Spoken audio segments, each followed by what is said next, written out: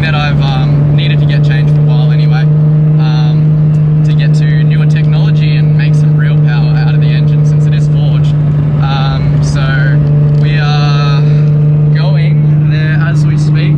This is a very good package to have sitting in your seat of your car, but it is going to suck because I really enjoyed the turbo because it sounds friggin' insane, as we will prove right now.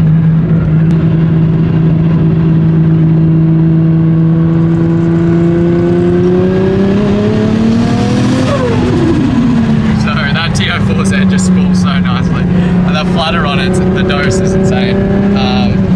The new one has got a bit of a surprise on it. I did go for the T51R mod done to it because I was a bit upset that I was going to lose my awesome noise. So don't worry, it's still going to sound good. Might not flutter as much, but we're going to make some power out of it. So I'm pretty excited about that. So stay tuned, and yeah, we'll see you at Mitch's. So we made it to Zolly Motorsports. He's always got some cool stuff going on. This is my mate Tiger Supra boosted 2J. It's going to be making some power soon. It's been a long time coming. This is also Glenn's Datsun forged CA18 in a little Datsun like this. Power to weight ratio is insane. This thing's really quick. Glenn's done an amazing job. The interior, like, it's just modernized. It's done really well. He's been mucking around with some carbon fiber pieces recently, so if you see this thing on the street, don't race it because it will gap you. Steam's looking super sparkly from that ceramic coating. That paint is next level. So we are here today to change the turbo. So this is a Garrett T04Z. Awesome sounding turbo, sounds really good. One of the best sounding turbos, in my opinion, there is, especially paired with a RB26. So it is a shame to get rid of it, but I'm having some issues with a bit of smoke at the moment, and you know, I've spent a lot of money on the engine. I wouldn't mind making some power out of it, so I've gone for a Garrett G series. So this is a Garrett G35. Now this has got the T51R mod done to it because I will be sacrificing sound for power, which is actually something I'm not about. To me, I normally prefer sound over power. This was never a car that was meant to be making big figures, but you know, it's not making that much power now. I would like a bit more. New technology, these things I got from HD Automotive. If you ever need any Garretts, I recommend them. So T51R mod done to it to try and get some of that sound back and hopefully fix our smoking issue. If not, I'll be moving on to valve stem seals.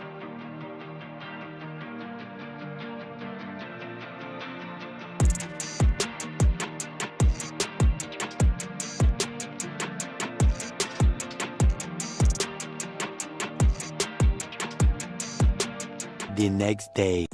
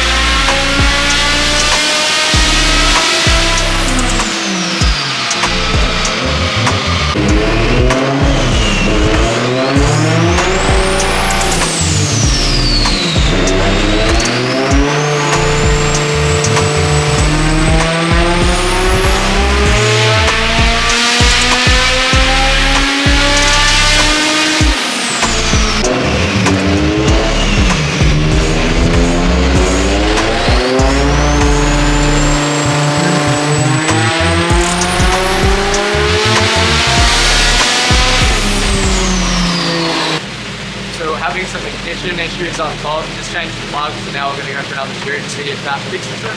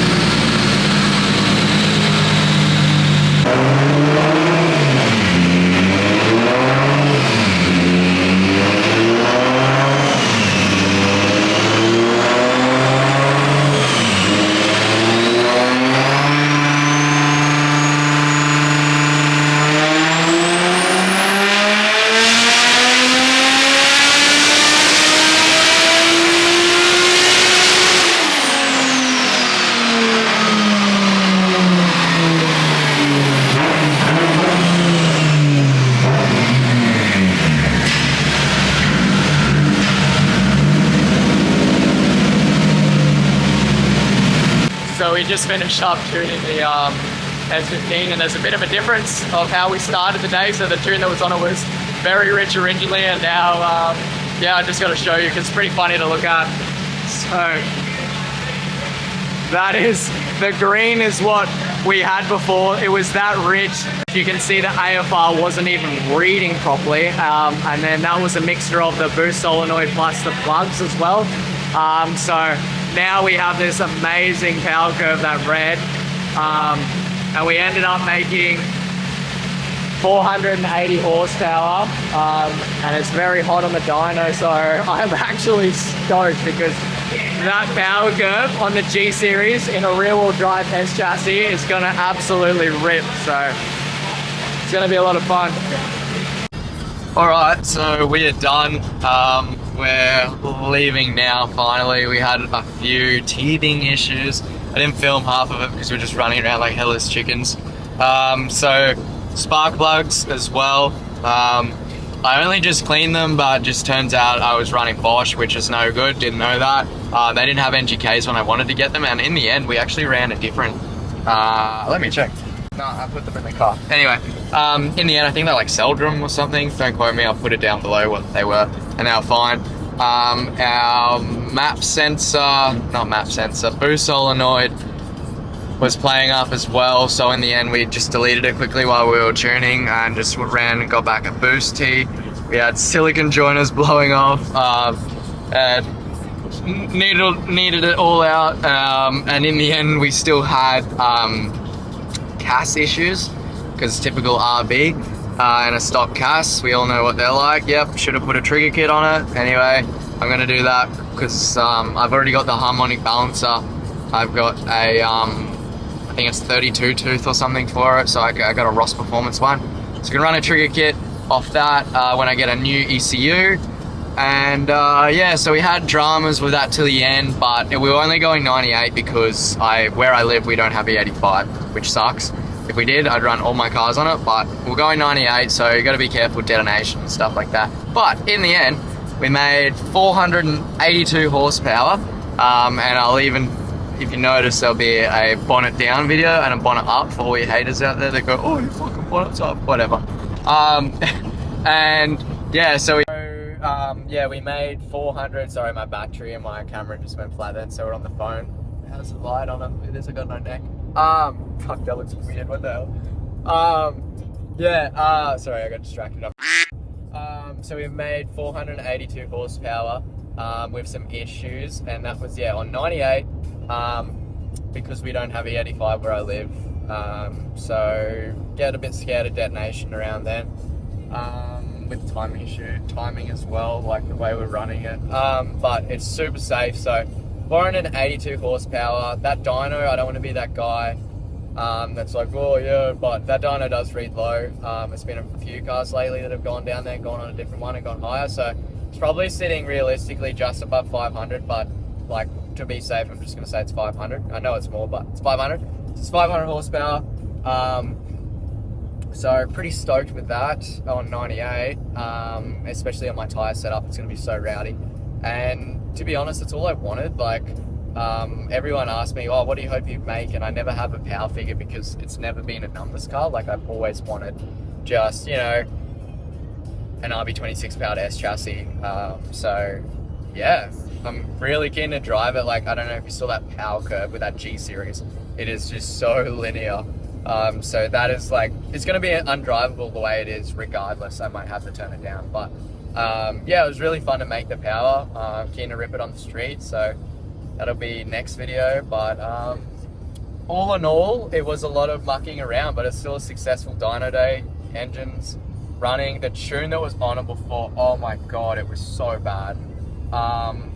Like, you can just see that innovative gauge, which is what was controlling the boost, and that's what we bypassed in the end, was just like all over the show, because it's like boost spiking, and it's like 20 pound fucking, and then it goes back down to gate pressure on 14, then it's like back up 22 boost spike, and it was just not good. But thankfully it was super rich, so it was safe, because yeah, that could have been really bad for a new engine. But anyway, that's all fixed out, running super good. So now super healthy, running, yeah, 500 horsepower. That's it. Like, I don't, yeah, I wish I had E85 and that would just be like, so it would run more reliable or safer, but it's still a very safe tune. So shout out to Tom Bell. If you were in Far North Queensland, definitely recommend seeing him if you want a healthy engine. He does really good tunes, but just reliable.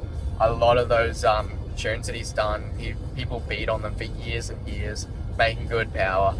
So I don't take my cars to anyone else tuning wise.